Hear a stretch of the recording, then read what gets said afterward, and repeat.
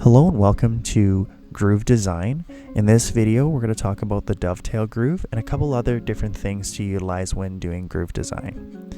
So to start off with, you can see that the dovetail groove's name comes from the shape, which actually looks like a dove's tail. Pretty self-explanatory.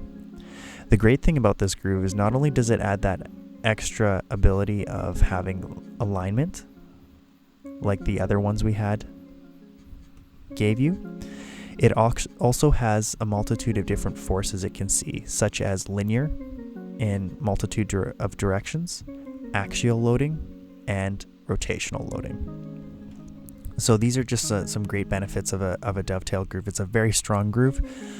It's a very hard groove to design and make if you were to machine it or anything of that sort, woodworking, but for 3D printing, you're not really too worried about it.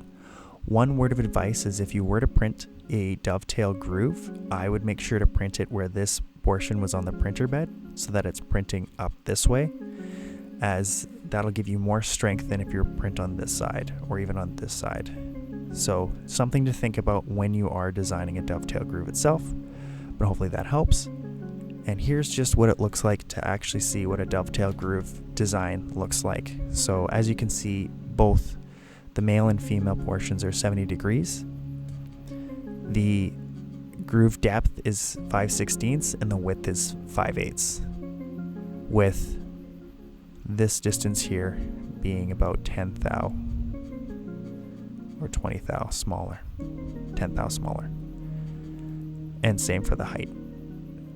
So one thing you really want to think about when you're doing your groove design, if I just change this to decimal, is you want to make sure that either the male or female portions are smaller by about 10 to 20 thou to give you that alignment. And if you want it to be a little bit looser, so let's say for a toy design or something that's just not doesn't need it as tight of a tolerance, even a 30-second would be totally fine when it comes to that.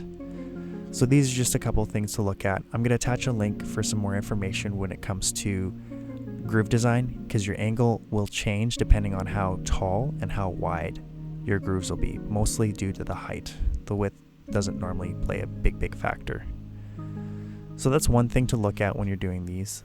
Another thing to look at when it comes to groove design in general is you can actually put different curves for the piece. So as you can see, it actually gives you something that gives you like a flush look to it. Now when you're doing a design like this, it's great probably for more of like something that's going to look nice, so an aesthetic appeal. So a toy, maybe you can have it where it clips in like the front end of a car or something like that you're designing, and that's just what you could do when it comes to, let's say, a toy design, for instance. So this is just a great way of adding some extra detail when you're doing those kind of designs. Another thing we can look at is actually having different pinning, and what the pins do is it will actually prevent it from moving after it's been aligned. So you can do two different pin designs. One can be through this way, and one can be through this way through the dovetail groove.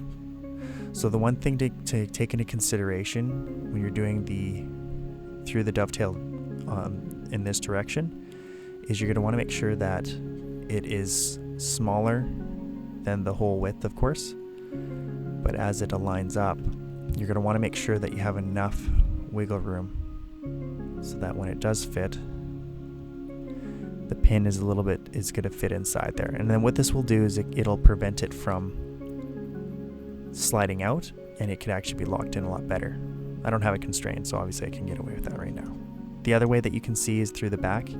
This direction actually can potentially be a little bit better, and the reason why I say that, and this is just a personal opinion of course, is that when you do this version, you can actually put a bolt, let's say, through this, or a screw and nut, and you could, if you had a nut on the other side, you could actually have it where it's bolted into place, and that could be a very strong hold.